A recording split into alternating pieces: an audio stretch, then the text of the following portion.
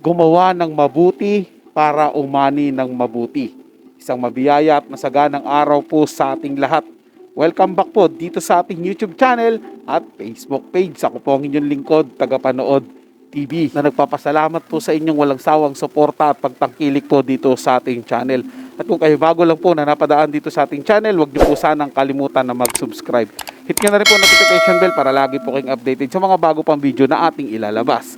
Share, like, and comment din po kayo mga tagapanood. Atin yung babasahin at pupusuan. Kaya naman simulan na po natin ang ating reaction video sa araw na to. Mga tagapanood, let's do this! Si Vice Ganda po mga tagapanood, makailang ulit pong tinawag na sir yan. Boss, manager, ganun po yung tawag sa kanya. Pero never po nakitaan na nagalit si Vice Ganda at nagpatayo ng mahabang oras sa isang tao. Kumbaga wala lang po sa kanya yun mga tagapanood. Hindi siya naaapektuhan doon. Sigaya nga po ng mga sinasabi ng iilan, kung gusto mong tawagin ka ng ma'am o kahit anong gusto mo na pagtawag na pambabae, siguraduhin mo na ikaw mukhang babae. Di ba po? Hindi katulad ng ginagawa ni Jude. Di ba? Jude Bacalso. Di, ang layo po ng kanyang ugali mga tagapanood. Kung sa kagandahan at kagandahan lang din po, mas lamang naman po si Vice Ganda sa kanya. Kaya panoorin po natin ito mga tagapanood at bigyan po ng reaction, komento, opinion. At malaya rin po kayong magbigay ng inyong komento, reaction sa video na to. Diyan po, i-comment nyo po sa comment section. Pag-uusapan po natin yan mga tagapanood. Regine ka doon, Thorax. Idol mo ba si Regine? Opo, sir. Ay, sorry po. Opo, Mime. Opo. Hindi, joke lang. I don't mind. Okay lang sa akin ng sir. O, hindi naman ako na-offend siya. Ay naman po, boss. Mime Vice. Boss!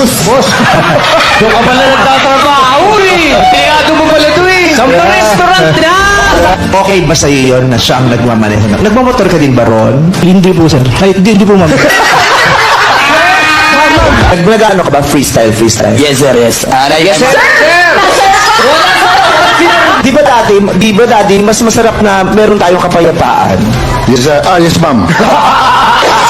Nakita mo, may ngayon sir na. Sabi ko, may mga bagay na kung kaya mong palampasin mo. Palampasin mo lang yun. Patawarin mo, ayan. Mga kunento mo sa kantang yun, parang istorya ng napakaraming Pilipinong nangingibang bansa. Yes, sir. Yung hirap. Kita nyo po yan mga tagapanood.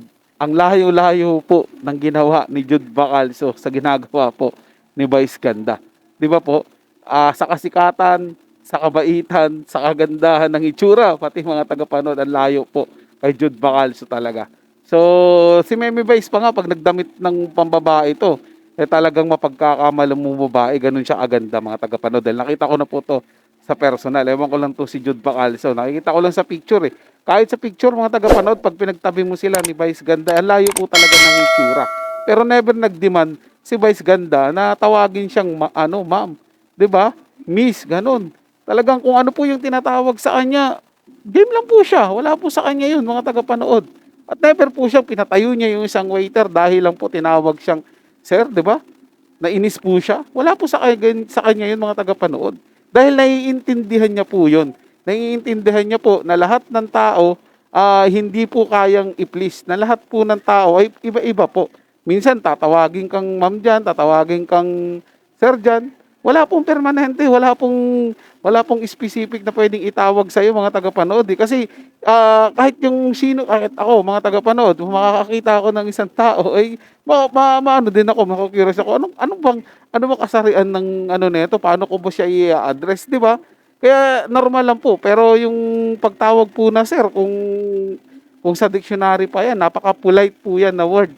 Daw address o bigyan ng respeto ang isang lalaki. So, panlalaki po talaga yung tawag na yun. Kaya alam po, kung ikaw bakla at nagmukhang lalaki ka naman talaga, huwag ka na pong ma-open kung tatawagin ka na sir, di ba? Dapat po, ang ginawa niya na lang, ikinall out na lang niya yung waiter at sinabihan na lang na, pwede po ba, tawagin mo na lang akong ma'am kasi nakapambihis akong pambabae at meron akong sa dibdib, di ba? Ganun po. Wala po sanang problema na agaya nung ipapatayuin mo yung waiter na napakahabang oras at pinahiya mo talaga siya sa kanyang sarili. Sobrang napahiya po yun, tingin ko, mga tagapanood. Kaya kung gusto mong respetuhin, Jude Bacalso, magbigay ka rin ng respeto sa iba. At huwag kang entitled dahil hindi ka ganon. Isa ka lang din mababang tao. So yun lang po mga tagapanood, nagustuhan nyo po yung ating talakayan sa araw na to. Kung kayo bago lang po na napadaan dito sa ating channel, huwag nyo po sanang kalimutan na mag-subscribe. Hit nyo na rin po notification bell para lagi po kayong updated sa mga bago pang video na ating ilalabas.